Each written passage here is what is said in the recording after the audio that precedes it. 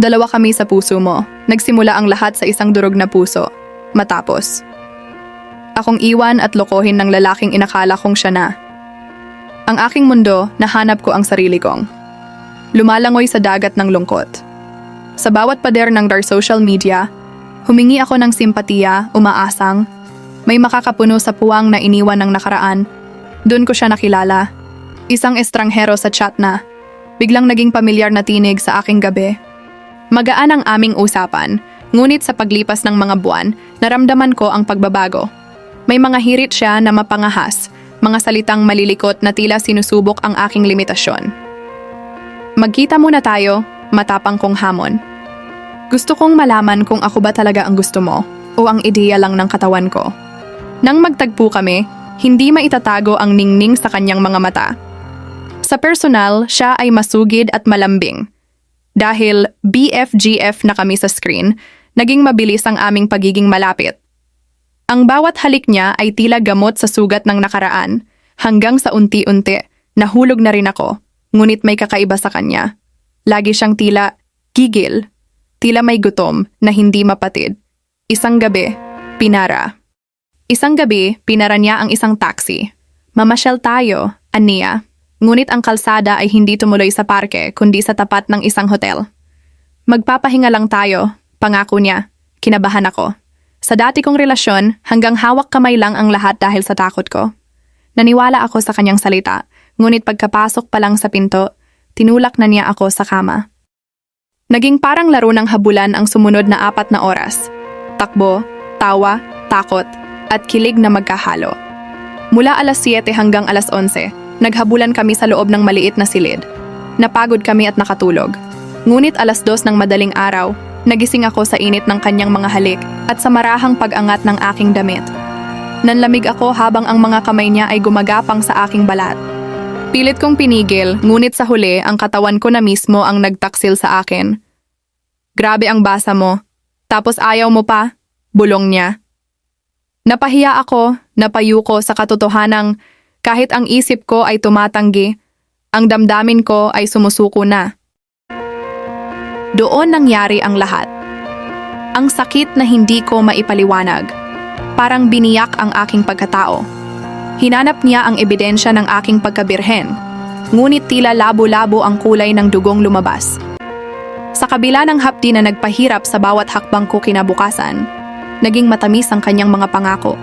Nilagnat ako sa tindi ng pangyayari, ngunit ang sumunod na mga araw ay napuno ng pananabik na muli siyang makasama. Naging masaya kami. Bagaman ang selos niya ay tila lason na unti-unting sumasakal sa aming relasyon. Hanggang sa isang araw, isang babae ang lumapit sa akin. Isang tanong na nagpabagsak sa aking langit. Kilala mo ba talaga ang lalaking yan? Kampante pa ako noon. Oo naman, matagal na kami. Ngunit ang sagot niya ay isang sampal ng realidad na mas masakit pa sa unang gabi namin sa hotel. Ang lalaking pinatulan mo ay may live-in partner, at ang babaeng iyon ay buntis. Doon ko natanto, sa gitna ng hapdi at tamis, muli na naman pala akong naging biktima ng isang magandang pagkakahabi na kasinungalingan. Ang aking unang pagkakataon ay naibigay ko sa isang lalaking ang puso ay pagmamay-ari na ng iba. Nang harapin ko siya tungkol sa kanyang lihim, hindi pag-amin kundi galit ang isinalubong niya sa akin. Ngunit sa kabila ng lahat, nanatiling tapat ang puso ko sa isang maling tao. Gusto kong marinig na ako ang mahal niya, na ako ang pipiliin niya. Hiwalay na kami, sumpa niya. Anak na lang ang ugnayan namin. Naniwala ako.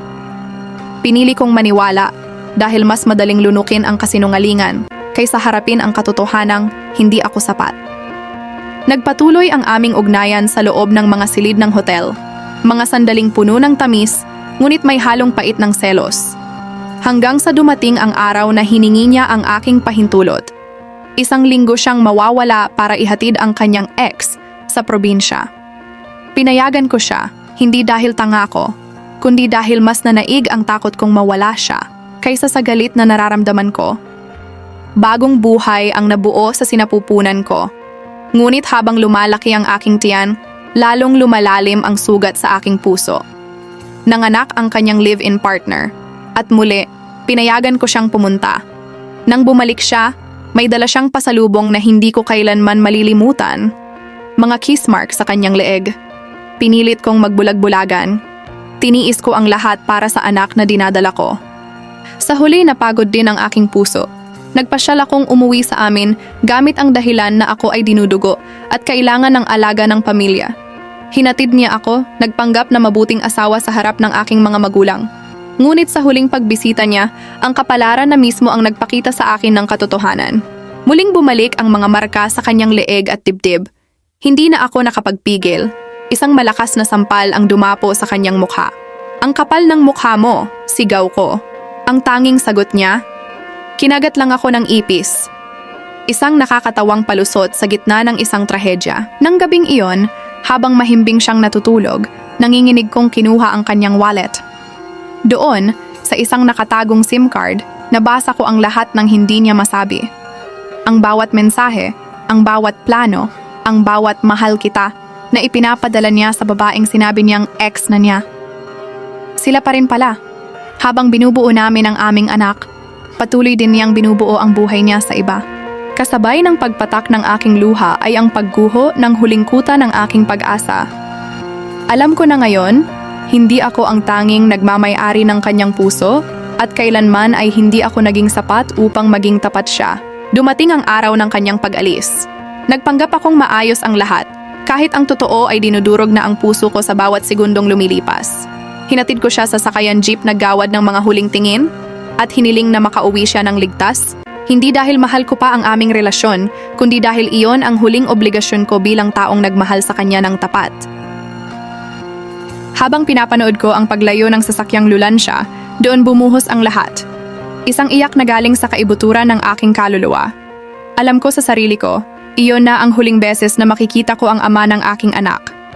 Tinuldukan ko na ang isang kabanatang puno ng luha at kasinungalingan. Sa pamamagitan ng isang mahabang mensahe, ibinuhos ko ang lahat ng sakit, hinanakit, at ang natitirang pag-ibig na mayroon ako. "Pinaubaya na kita," sabi ko.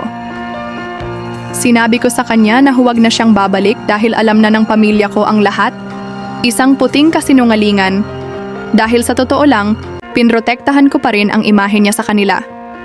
Ayaw kong mabahiran ng galit ang tingin nila sa kanya, kahit na ang puso ko ay punong-puno na nito. Sa likod ng aking pagkatao, may maliit na bahagi pa ring umaasa. Umaasang baka sakali sa kabila ng aking mga banta, magkaroon siya ng lakas ng loob na bumalik at patunayang ako nga ang mahal niya. Ngunit lumipas ang mga araw, linggo, at buwan, hindi na siya muling nagpakita. Ngayon, sa bawat pagngiti at paglaki ng aking anak, nakikita ko ang tunay na dahilan kung bakit kailangan kong maging matatag. Pinalaki ko ang aking anak ng mag-isa, malayo sa lason ng kanyang mga salita at sa sakit ng kanyang mga pangloloko. Hindi ko pinagsisihan ang nangyari. Dahil sa kabila ng lahat ng hapdi, natutunan kong mas mahalin ang aking sarili. Ayaw kong mamuhay sa piling ng isang taong hindi alam ang kahulugan ng katapatan. Ang aking anak ang aking lakas, at siya ang tanging obra maestra na kailanman ay hindi ko pagsisihang ipinaglaban. Ang pag-amin sa sariling pagkakamali ay ang unang hakbang tungo sa tunay na paghilom. Napakaganda ng iyong perspektibo dahil hindi mo lang siya sinisisi. Tinatanggap mo rin ang bahagi mo sa kwentong ito. Ang pag-ibig, kapag tumama na sa atin, ay madalas talagang nagbubulag-bulagan, isang katangahan na halos lahat tayo ay nararanasan o mararanasan. Heto ang pangwakas na bahagi ng iyong kwento na nagpapakita ng iyong pag-unlad at pagtanggap. Pinili mong lumayo at palakihin ang anak mo ng mag-isa kaysa mamuhay sa kasinungalingan. Ang aral, mas mabuti pang maging mag-isa kaysa maging kasama ng taong nagpaparamdam sa iyong hindi ka sapat. Ang pagpili sa iyong kapayapaan ng isip ay ang pinakamataas na anyo ng pagmamahal sa sarili. Ang pagpili mo na lumayo mula sa isang mapanlinlang na relasyon at harapin ang pagiging solong magulang ay nagpapakita ng pambihirang lakas. Ito ay nagtuturo na ang pagpapahalaga sa sarili at ang kinabukasan ng iyong anak ay mas mahalaga kaysa sa pananatili sa isang sitwasyong nakakasakit. Ang aral dito ay, ang paglisan mula sa isang nakakalason na sitwasyon, gaano man kahirap, ay isang gawa ng pagmamahal sa sarili at pagbibigay ng mas magandang kinabukasan. Ang iyong kwento ay isang malinaw na paalala na hindi dapat manatili sa isang relasyong pinaghihinalaan mo na may mali. lalo na kung ito ay nakompromiso na ang iyong dignidad at kaligtasan. Ang pagkilala sa halaga ng sarili at ang kakayahang gumawa ng matapang na hakbang palayo ay mga mahahalagang aral na dapat isapuso. Matapang sa pagharap sa katotohanan, gaano man ito kasakit, ang siyang magiging pundasyon mo para sa mas masaya at ligtas na hinaharap, kasama ang iyong anak. Napakalakas mo at ang iyong kwento ay magbibigay inspirasyon sa iba na harapin ang kanilang mga hamon ng may tapang at pagmamahal sa sarili. At dito nagtatapos ang ating kwento.